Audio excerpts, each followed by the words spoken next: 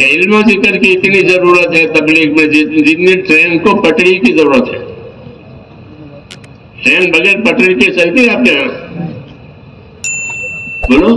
نہیں چلتی. بڑی ٹرین ہے، بہت لمبی، مگر اس کے لیے کیا چاہیے کہ پٹری چاہیے. پھر وہ سینکڑوں مل جائے گی. تبلیغ کو پھیلانے کے لیے علم و ذکر چاہیے.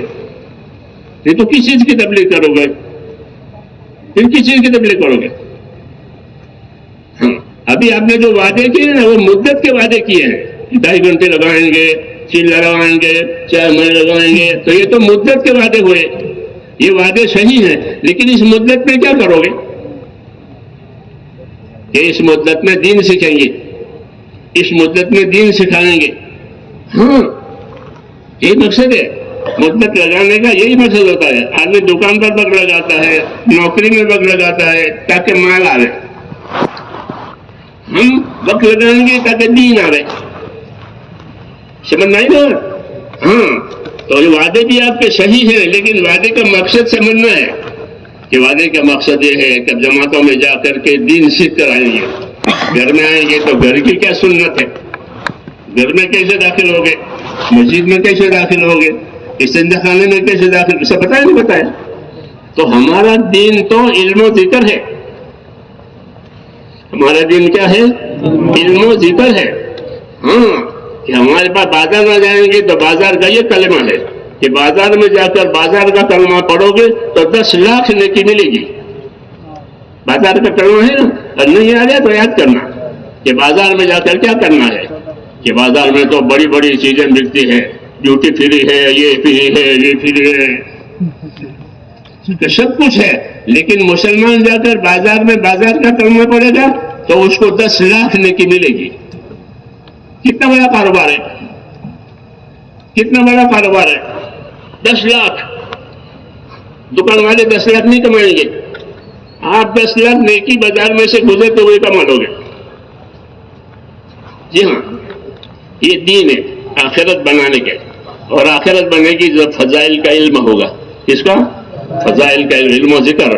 کہ فضائل کا علم ہو کہ یہاں یہ پڑھنا ہے، یہاں یہ پڑھنا ہے، یہاں یہ نہیں، یہاں پڑھنے سے یہ ملے گا، یہاں پڑھنے سے یہ ملے گا. اس کو علم و ذکر کہتے ہیں. تو علم و ذکر کی اتنی ضرورت ہے جیسے ریل کو پٹری کی ضرورت ہے. پٹری نہیں ہے تو کہ ریل دیر ہو جائے گی. ہاں، اس لیے میرے بھائیوں، مولانا الیاس صاحب کا یہ کہنا تھا کہ ہمارا چلنا یہ ہمارا چلتا پھرتا مدرسہ ہے. یہ کیا ہے کہ چلتا پھرتا مدرسہ ہے. ہاں، کہ مدرسے میں جا کر ضروری چیزیں سیکھتا ہے آدمی تاکہ اللہ کے حکموں سے واقف ہو جائے، رسول صلی اللہ علیہ وسلم کی سنتوں سے واقف ہو جائے، حرام سے واقف ہو جائے تاکہ بچے، حلال سے واقف ہو جائے تاکہ حلال حاصل کرے. مدرسے میں یہ سکھاتے ہیں. جی ہاں، تو وہی ہمارا بھی مقصد ہے کہ ہماری زندگی بھی اللہ کے حکموں پر، سنتوں پر، حلال پر، حرام سے بچنے پر آوے. اس کو دین کہتے ہیں. اس کے لیے مدت لگانی ہے. مدت کے لیے مدت نہیں ہوتی کہ مدت لگائی کیوں کہ مدت لگانے کے. جیسے اذان کے لیے اذان ہوتی ہے. اذان کس کے لیے ہوتی ہے؟ نماز کے لیے. تو دعوت کے لیے نہیں ہوتی، دعوت دین لینے کے لیے ہوتی ہے. اذان کے لیے نہیں ہوتی کہ میں نے تو اذان دے دی ہو گیا. کہ نا، اذان تو نماز کے لیے ہے. ایسے میرے دوستوں، تبلیغ تو دیندار بننے کے لیے ہے، دوسروں کو بھی دیندار بنانے کے لیے ہے، غلط زندگیوں میں سے نکلنے کے لیے ہے، صحیح زندگیوں پر آنے کے لیے ہے. یہ تبلیغ. ہاں، اس کو نہیں بھولنا چاہیے. وہ دیکھیں میری زندگی کتنے دین پر آئی، میں نے کتنا دین سیکھا، اور پھر سیکھ کر کتنا عمل ہوا، دوسروں کو کتنا سکھایا. دوسروں کو بھی سکھانا چاہیے. کیوں کہ بعض لوگ ایسے ہوتے ہیں کہ ہم نے ان کو سکھایا اور ان کا عمل ہمارے عمل سے بھی بڑھ گیا. ایسے بھی لوگ ہوتے ہیں کہ ان کا عمل ہمارے عمل سے بھی آگے ہو جائے گا کیونکہ ان میں عمل کی زیادہ طاقت ہے. ہمارے ایک مولوی نور محمد صاحب تھے میوات کے، وہ کہتے تھے کہ میں نے جماعت میں نکل کر ایک آدمی کو صلاۃ التسبیح سکھائی. کیا سکھایا؟ صلاۃ التسبیح پڑھنی چاہیے جمعہ کو. ہاں اب نہیں پڑھتے لوگ، پہلے پڑھتے تھے. جی ہاں پہلے پڑھتے تھے، اب سنت نوافل لوگوں نے چھوڑ دی ہے، پروگرام میں بیٹھ جاتے ہیں. حالانکہ یہ پروگرام ان چیزوں کے کرنے کے لیے ہے. جی ہاں پروگرام کے لیے نہیں ہوتے، پروگرام زندگی عبادت والی بنانے کے لیے ہوتے ہیں. تو میں نے ان کو اس کو صلاۃ التسبیح سکھائی جماعت میں، آدھا گھنٹہ لگا سیکھنے میں. جی ہاں صلاۃ التسبیح بڑی عبادت ہے. جی ہاں نفل ہے، اس کی بڑی فضیلت ہے. حضرت شیخ نے فضائل ذکر میں صلاۃ التسبیح کی فضیلت بھی لکھی ہے، اس کا طریقہ بھی لکھا ہے. تو یہ پڑھنی چاہیے. جی ہاں تو میں نے اس کو سکھائی، آدھے گھنٹے میں وہ سیکھ گیا. اس کے بعد وقت پورا ہو گیا، ہم تو واپس آ گئے جیسے ہوتا ہے. ایک مدت کے بعد وہ آدمی ملا، وہ بہت محبت سے ملا کہ بھائی کون ہو؟ کہ آپ نے مجھ کو نہیں پہچانا؟ کہ نا، کہ آپ نے مجھ کو صلاۃ التسبیح سکھائی تھی، اور جب سے آپ نے مجھ کو صلاۃ التسبیح سکھائی میں ہر روز 2 مرتبہ پڑھتا ہوں. ہر روز 2 مرتبہ پڑھتا ہوں.